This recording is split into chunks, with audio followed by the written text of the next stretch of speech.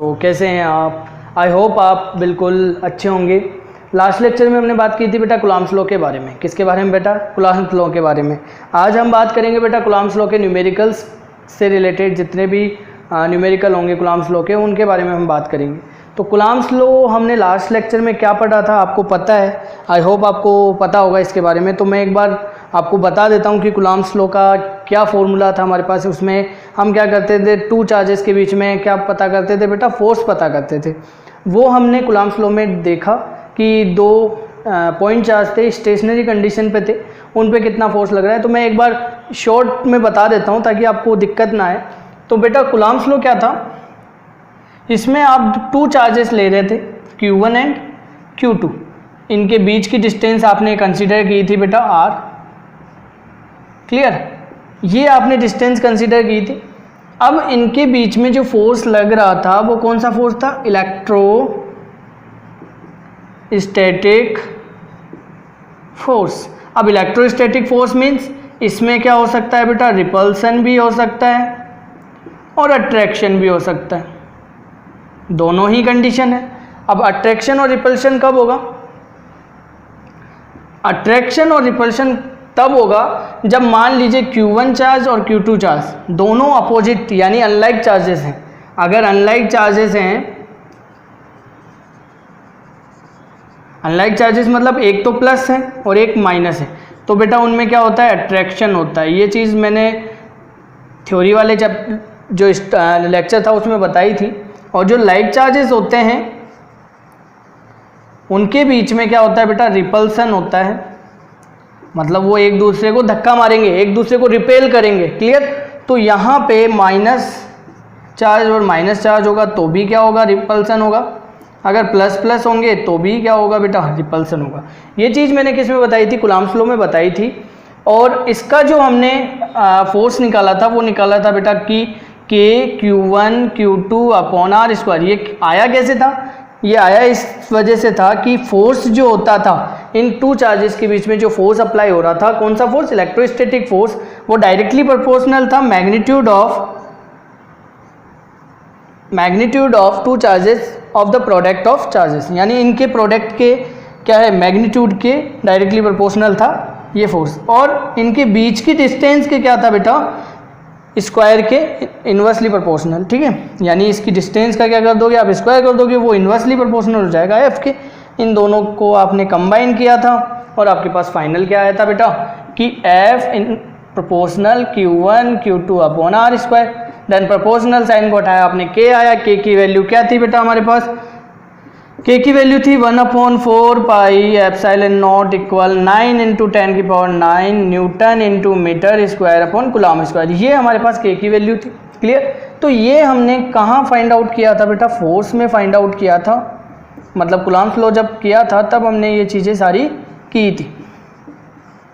अब आगे बढ़ते हैं हम इसके न्यूमेरिकल पोर्शन पे। हमारे पास ये मोस्ट इंपॉर्टेंट फॉर्मूला है, ये हमारे पास आज काम में आने वाला है जितने भी न्यूमेरिकल होंगे उन पे। ठीक है, तो अब स्टार्ट करते हैं हम कूलम्ब्स लॉ के न्यूमेरिकल कौन कौन से हैं उनके बारे में हम डिटेल में स्टडी करते हैं। चलो स्टार्ट करते हैं बेटा। हम इस फॉर्मूले को यहीं से हटा कर मैं रख लेता हूँ बेटा। देखो बेटा, अब हमारे पास मेरे पास फॉर्मूला हो गया कूलम्ब्स लॉ में। हमारे पास फॉर्मूला आया कि 1/4 pi epsilon not multiply Q1 Q2 upon R square. Is that clear? तो ये हमारे पास क्या है बेटा? एक फॉर्मूला है जिसके बेसिस पे हम क्या करेंगे? जितने भी न्यूमेरिकल हैं कूलम्ब्स लॉ से रिलेटेड उनके बारे में स्टडी करते हैं। तो पहला जो न्यूमेरिकल है वो आपको दिख रहा होगा ऑन द स्क्रीन। क्या न्यूमेरिकल है? देखो बेटा, द डिस्टेंस बिटवीन इलेक्ट्रॉन। तो गिवन डेटा क्या हो गया आपके पास? देखो बेटा, न्यूमेरिकल है आपके पास ऑन द स्क्रीन। तो क्वेश्चन है आपके पास, देखो बेटा, एक तो है इलेक्ट्रॉन और दूसरा है बेटा प्रोटॉन। दो है आपके पास पार्टिकल, यानी दो चार्जेस हैं, एक तो इलेक्ट्रॉन एक proton. The distance between electron and proton in a hydrogen atom. एक हाइड्रोजन एटम है। कौन सा एटम है बेटा? Hydrogen atom. इसके अंदर कौन कौन से हैं बेटा? एक तो इलेक्ट्रॉन है और एक प्रोटॉन है। इन दोनों के बीच की डिस्टेंस कितनी है बेटा? इन दोनों के बीच की डिस्टेंस गिवन है आपको 5.3 इंटू 10 की पावर -11 एंड मीटर। किस में दे रखी है बेटा? ये आपको इन दोनों के बीच की डिस्टेंस दे रखी है इन द सेंस कि r आपको गिवन है। बोल रहा है बेटा calculate the electric attraction force between them, यानी इन दोनों के बीच में कौन सा फोर्स होगा? इलेक्ट्रॉन पे चार्ज कौन सा होता है बेटा? माइनस, और इस पे कौन सा चार्ज होता है? पॉजिटिव। तो दोनों के बीच में जो फोर्स होगा वो कौन सा होगा? अट्रैक्शन। कौन सा फोर्स होगा बेटा? अट्रैक्शन फोर्स होगा। Then compare this force with the gravitational force, और फिर किससे कंपेयर करना है बेटा? इसको ग्रेविटेशनल फोर्स से कंपेयर करना है। आपको गिवन डेटा दिया हुआ है, गिवन डेटा मैं लिख लेता हूँ बेटा। गिवन डेटा है आपके पास g की जो वैल्यू है वो दे रखी है 6.67 इंटू 10 की power -11 newton metre square upon kg square. Clear? ये ग्रेविटेशनल कांस्टेंट है। क्या बेटा? ग्रेविटेशनल कांस्टेंट ये है आपके पास gravitational constant. Charge of electron दे रखा है आपको बेटा, यानी मैं इसको Q1 कंसीडर कर लेता हूं। तो चार्ज ऑफ इलेक्ट्रॉन दे रखा है बेटा 1.6 इंटू 10 की पावर -19 कूलम। ऐसे ही चार्ज ऑफ, अगर मैं प्रोटॉन की बात करूं तो वो हो गया बेटा Q2। तो Q2 की वैल्यू भी कितनी है? 1.6 इंटू 10 की पावर -19 कूलम। क्लियर? तो हमारे को Q1 और Q2 की वैल्यू भी है गिवन है, R की वैल्यू भी गिवन है। फिर इसमें दे रखा है बेटा मास ऑफ इलेक्ट्रॉन भी दे रखा है। अब आप बोलोगे सर ये मास ऑफ इलेक्ट्रॉन किस खुशी में दे रहा है? तो बेटा ये मास ऑफ इलेक्ट्रॉन इसलिए दे रहा है क्योंकि क्वेश्चन में पूछा गया है, ग्रेविटेशनल फोर्स भी पूछ रहा है। हमने 11th क्लास में एक फॉर्मूला पढ़ा था ग्रेविटेशनल फोर्स के लिए, तो F था F = G(m1 m2 upon r²). ये हमने 11th में पढ़ा था। ठीक है? तो बेटा यहाँ पे मास के मतलब इसके बीच में इसको मैं बोल देता हूँ E और इसको बोल देता हूँ G। G means gravitational force and F is electrostatic force.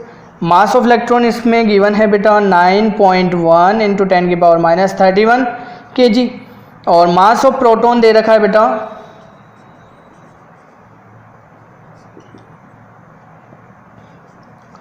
Mass of proton MP दे रखा है आपको 1.67 इंटू 10 की पावर -27 kg। क्लियर? तो ये हमको गिवन डेटा आपको क्वेश्चन में दिया हुआ है। इस गिवन डेटा के बेसिस पे हम क्या करने वाले हैं बेटा?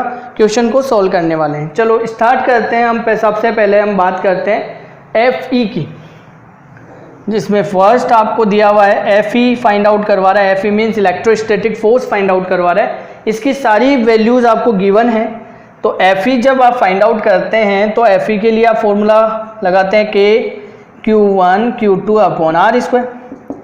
K की वैल्यू आपको गिवन होती है 9 इंटू 10 की पावर 9, और Q1 की वैल्यू आपको गिवन है 1.6 इंटू 10 की पावर -19 मल्टीप्लाई 1.6 इंटू 10 की पावर -19 डिवाइड बाय R की जो वैल्यू है, R की वैल्यू भी आपको गिवन है। R की वैल्यू है 5.3 इंटू 10 की पावर -11 का होल स्क्वायर। इसे सोल्व कर लेंगे बेटा। क्या करेंगे? इसको सोल्व कर लेंगे। इसको सोल्व करने के लिए देखो बेटा, सोल्व कर लेते हैं। 9 इंटू 1.6 इंटू 1.6 इंटू बेटा ये कितना हो गया? 10 की पावर -38 इंटू 10 की power 9 divide by 5.3 multiply 5.3 multiply 10 की पावर -22। ये 22 ऊपर चला गया बेटा। तो 9 इंटू 1.6 16 इंटू 60 मतलब 16 इंटू 16 हम बात करते हैं, इनको मल्टीप्लाई कर लेते हैं हम। 1.6 इंटू 1.6 इनको मल्टीप्लाई करेंगे तो हमारे पास फाइनल मतलब वैल्यू जो आएंगी वो आएगी बेटा 6 इंटू 6 मल्टीप्लाई करो। देखो बेटा इस चीज़ में आपको क्या है, मैथमेटिक्स थोड़ी स्ट्रॉन्ग करनी पड़ेगी। तो 6 6 36 3 और 6 और 9 मल्टीप्लाई 6 1 6 ये हो गया बेटा 5 और ये हो गया 256 और पॉइंट कितने हैं 2 पॉइंट। आपके पास वैल्यू आ गई 2.56 मल्टीप्लाई 10 की पावर 38 मल्टीप्लाई 10 की पावर 9 मल्टीप्लाई 10 की पावर 22 डिवाइड बाय अब बेटा 5.5 इसको भी मल्टीप्लाई कर लीजिए तो 3 3 जा 9 15 मल्टीप्लाई 15 की 5 25, 26, 9, 10, 7, 2 points, 27.9। तो बेटा इसको सॉल्व करेंगे तो 9 इंटू 2.5 को इसको 9 से मल्टीप्लाई कर लीजिए बेटा। 9 6 ज़ा 54, 5 9 5 जा 45, 45 और 5 50 और ये 5 18 और 5 हो गया बेटा 22।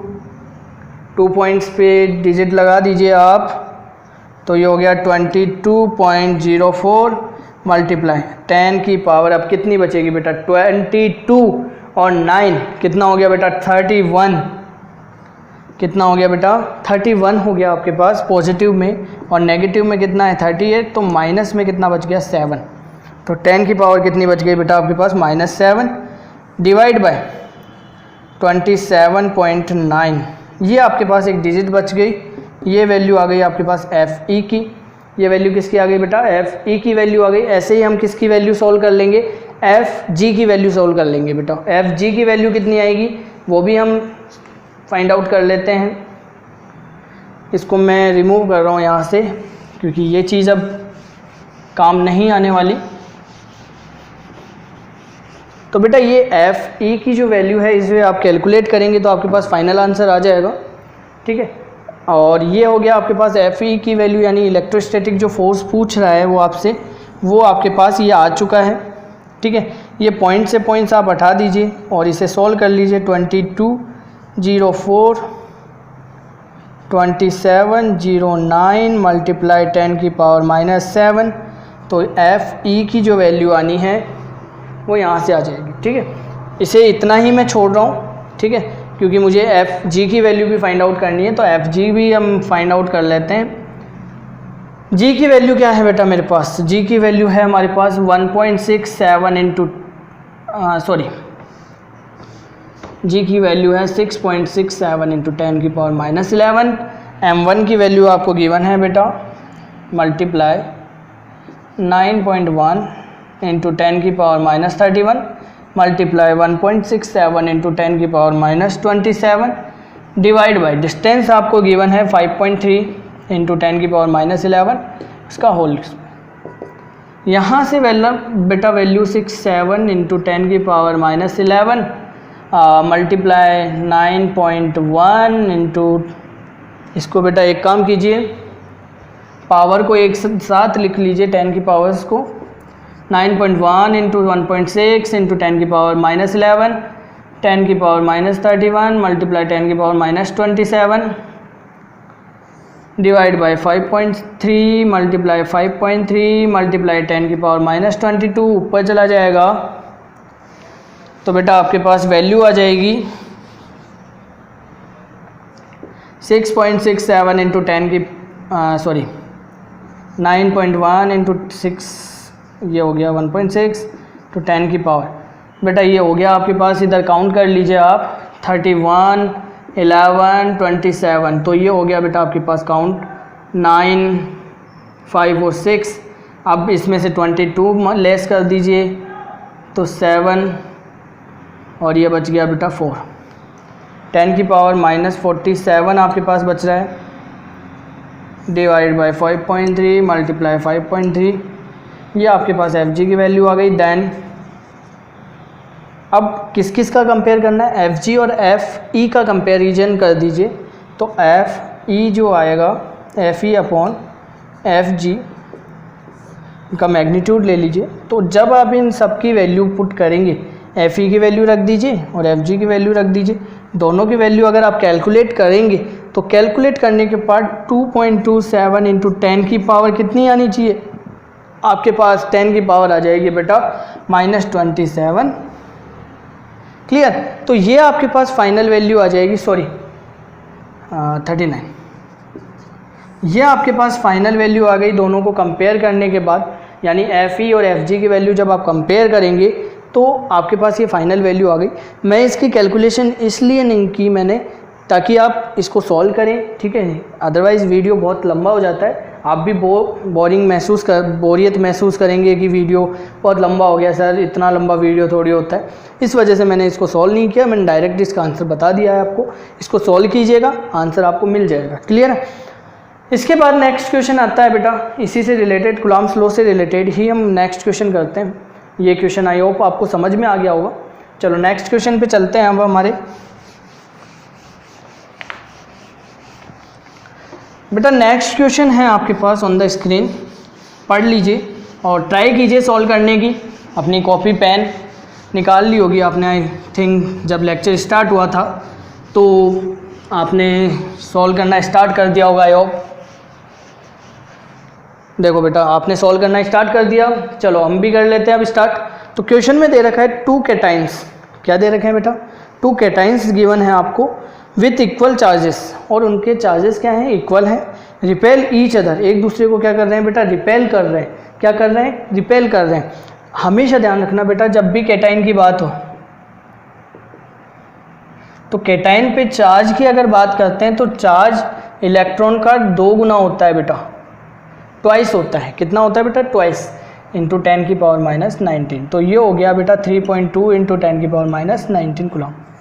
यानी कैटाइंस जो होते हैं उन पे चार्ज कितना होता है? डबल होता है इलेक्ट्रॉन के चार्ज के, यानी in the sense 2e। Cation पे चार्ज कितना होता है बेटा? 2e।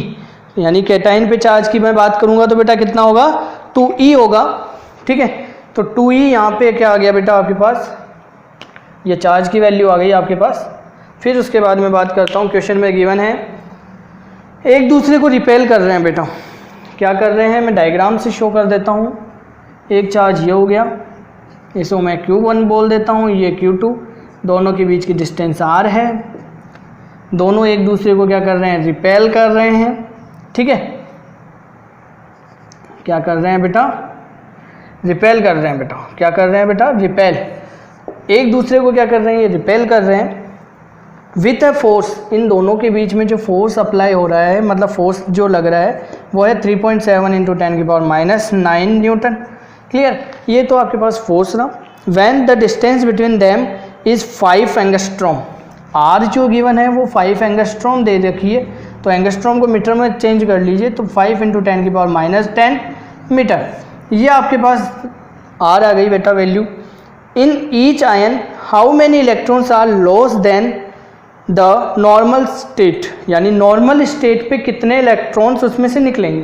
ठीक है, ions many electrons are loss less than the normal state, यानी वहाँ से कितने इलेक्ट्रॉन निकलेंगे। तो बेटा आपको करना क्या है, आपके पास फॉर्मूला वो ही कूलम्ब्स लॉ का लगेगा बेटा। F इक्वल्स टू, यहाँ लिखेंगे वी नो दैट, आपने आई थिंक कर लिया होगा क्योंकि आपने मुझसे पहले स्टार्ट कर दिया था। तो देखो बेटा हम भी स्टार्ट कर देते हैं। आपको F की वैल्यू गिवन है। F की वैल्यू देखो मेरे को दे रखी है ये, इंटू 10 की पावर माइनस 9। ये आपको F की वैल्यू गिवन है। अगर ऐसे सॉल्व नहीं करते हो तो आप पहले इसे सिंप्लीफाई कर लीजिए। मैं पहले इसे सिंप्लीफाई कर लेता हूँ बेटा। तो सिंप्लीफाई जब आप करेंगे इसको, तो सिंप्लीफाई कैसे करेंगे वो भी देख लीजिए आप। F equals to K, Q क्या है बेटा यहाँ पे, यानी Q1 equals to Q2 equals to, दोनों इक्वल है। तो ये हो गया बेटा Q स्क्वायर डिवाइड बाय आपके पास आ जाएगा बेटा R स्क्वायर। ये आपको गिवन है। क्लियर है बेटा। तो ये आपको जब गिवन है, ये चीज़ें सारी चीज़ें गिवन है, तो आपको करना क्या है? Q की वैल्यू फाइंड आउट करनी। तो बेटा सबसे पहले इस Q को इधर लेके आइए, R को इधर भेज दीजिए, तो F R स्क्वायर अपॉन के, Q इक्वल्स टू आ जाएगा बेटा रूट F अपॉन के। क्लियर, यानी F अपॉन के आ जाएगा बेटा K, और R कहाँ हो जाएगा बेटा? बाहर आ जाएगा इसके। तो R की जो वैल्यू है वो मुझे गिवन है। R की वैल्यू कितनी गिवन है बेटा? आपको ऑलरेडी गिवन है कि R की वैल्यू सर इतनी है। तो R की वैल्यू कितनी गिवन हो जाएगी आपको? R की वैल्यू है आपके पास 5 इंटू 10 की पावर माइनस 10 रूट F की वैल्यू है आपके पास, F की वैल्यू ये दी बेटा 3.7 इंटू 10 की पावर माइनस 9। K की वैल्यू होती है 9 इंटू 10 की पावर माइनस, सॉरी ये आपके पास Q की वैल्यू यहाँ से आएगी, ठीक है। इस वैल्यू को जब आप सॉल्व करेंगे, इस वैल्यू को जब आप क्या करेंगे बेटा, सॉल्व करेंगे, तो आपको वैल्यू फाइंड आउट हो जाएगी। कितनी वैल्यू फाइंड आउट हो जाएगी आपको भी पता लग जाएगी। कैसे फाइंड आउट करेंगे, लेट्स सी। Q की वैल्यू फाइंड आउट कीजिए, तो Q की वैल्यू आपके पास आ जानी है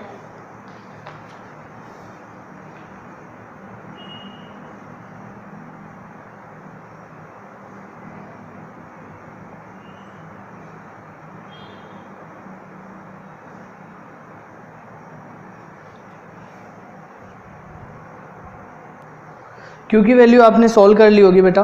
तो Q की वैल्यू जो है हमारे पास कितनी आएगी बेटा, जब आप इसे सॉल्व करोगे कंप्लीट को, तो आपके पास Q की वैल्यू आ जाएगी 3.2 इंटू 10 की पावर माइनस 19 कूलम।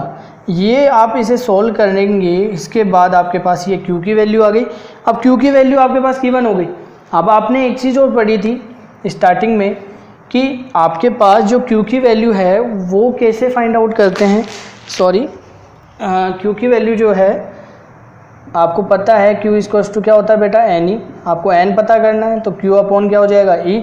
Q की वैल्यू आपने यहाँ से फाइंड आउट कर ली, 3.2 इंटू 10 की power minus 19 divide by 1.6 into 10 की power minus 19। Cancel out, point से पॉइंट गया, ये कट गया, तो कितने इलेक्ट्रॉन हो गए, नंबर ऑफ, यानी n इक्वल्स टू कितना आ जाएगा बेटा, 2 आ जाएगा आपके पास। कितना आ जाएगा बेटा, 2। क्लियर। ये हमारे पास ये सॉल्व हो चुका है क्वेश्चन। नेक्स्ट क्वेश्चन पे चलते हैं, तो आप इसे जल्दी से अपनी कॉपी में लिख लीजिए ताकि आपको अच्छे से क्लियर हो पाए। तो अब नेक्स्ट क्वेश्चन आता है हमारे पास, नेक्स्ट क्वेश्चन को लेते हैं हम। नेक्स्ट क्वेश्चन है, बहुत इजी क्वेश्चन है, बहुत इंपॉर्टेंट भी है आपके लिए। देखो बेटा, नेक्स्ट क्वेश्चन है, the force between 2 point charges, the force between 2 point charges, यानी 2 पॉइंट चार्जेस हैं, कैप्ट इन वैक्यूम, यानी कैप्ट इन वैक्यूम, वैक्यूम के अंदर रखे हुए हैं। 2 चार्जेस हैं जो किस में रखे हुए हैं बेटा, वैक्यूम के अंदर रखे हुए हैं। उनको सॉल्व करते हैं, कैसे सॉल्व होंगे। क्वेश्चन को देखो बेटा, एक बार पढ़ लो आप, ऑन द स्क्रीन होगा आपके पास।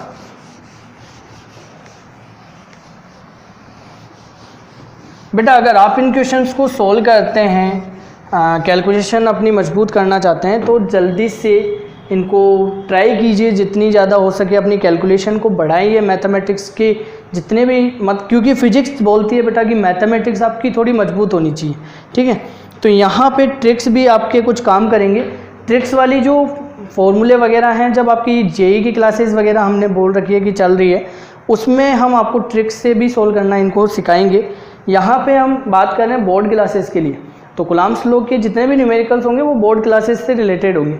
जो जेई और नीट के क्वेश्चन होंगे कुलाम्स लॉ से रिलेटेड, वो हम जेई के क्लासेस में बात करेंगे, जो ऑलरेडी रनिंग में है हमारी क्लासेस, ठीक है। तो उसमें हमारे डायमेंशन वगैरह चल रहा है, वो तो अलग चीज़ हो गई।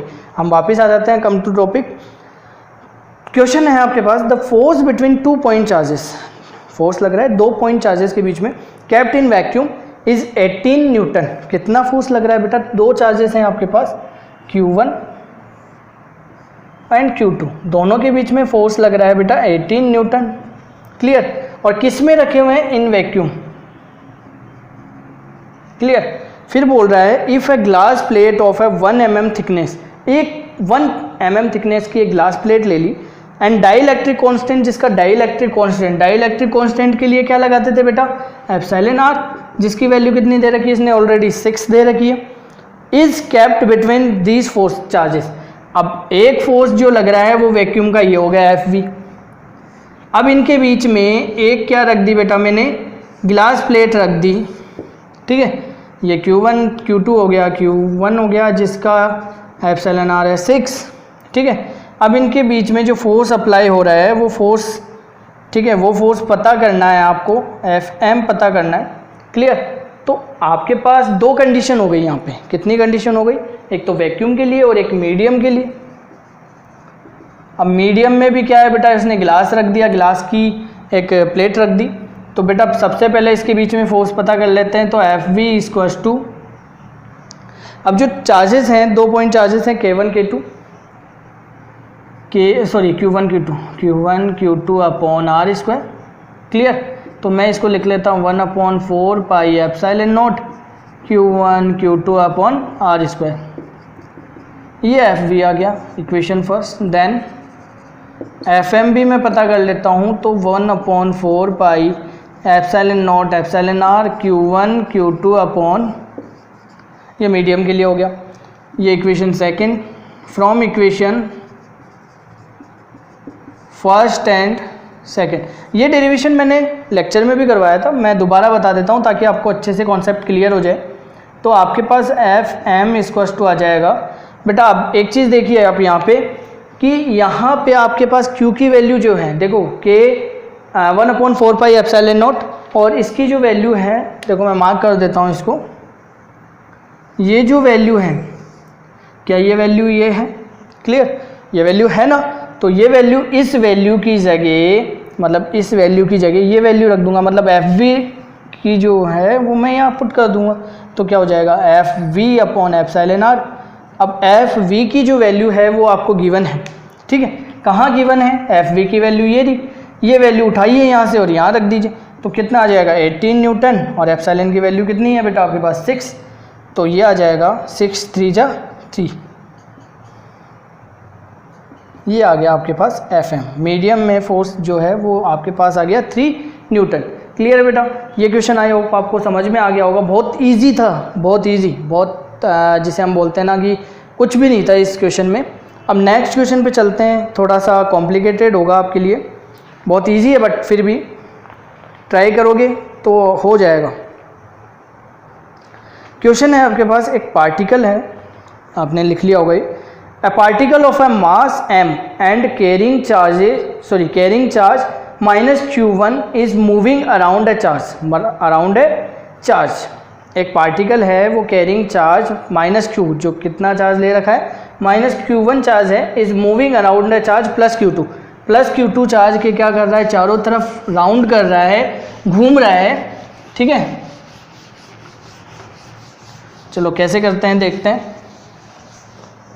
किसके चारों तरफ घूम रहा है बेटा, Q2 चार्ज के चारों तरफ घूम रहा है। तो Q2 चार्ज के चारों तरफ घूम रहा है, तो देखो बेटा, along a circular path of radius r prove that the period of revolution of the charge minus Q1 about Q2 is given by, आपको दे रखा है बेटा, प्रूफ करना है आपको, T equals to root 16 pi cube epsilon nought m r cube divide by Q1 Q2। इसने बोला है Q2 चार्ज है कोई पॉजिटिव, इसके चारों तरफ Q1 चार्ज माइनस में, ये इसकी तरफ चारों तरफ क्या कर रहा है, रिवॉल्व कर रहा है। इसकी जो रेडियस है वो है r, मतलब इस सर्कल में जो घूम रहा है इस सर्किल की रेडियस कितनी है बेटा, r है, ठीक है। अभी यहाँ पे इन दोनों के बीच में इलेक्ट्रोस्टैटिक फोर्स लगेगा, साथ में क्या लगेगा बेटा, सेंट्रीपिटल फोर्स भी लगेगा। कौन सा फोर्स लगेगा, सेंट्रीपिटल फोर्स भी लगेगा। वो सेंट्रीपिटल फोर्स क्या करेगा, इसको इसके चारों तरफ घुमाने में मदद करेगा, ठीक है। तो यहाँ पे लिखोगे फोर्स ऑफ अट्रैक्शन, क्या लिखोगे, फोर्स ऑफ अट्रैक्शन किन के बीच में बेटा, force of attraction between two charges के बीच में, बिटवीन द टू चार्जेस, जो कि इक्वल हो जाएगा, किसके इक्वल होगा बेटा, पॉइंट ऑफ चार्जेस आपने ले लिए तो वो इक्वल हो जाएगा सेंट्रीपिटल फोर्स के, सेंट्रीपिटल फोर्स। तो बेटा आपके पास दोनों के बीच में फोर्स लग रहा है K Q1 Q2 upon r square, clear. इनका मैग्नीट्यूड ले लोगे आप, और सेंट्रीपिटल फोर्स होता है mv square upon r, clear.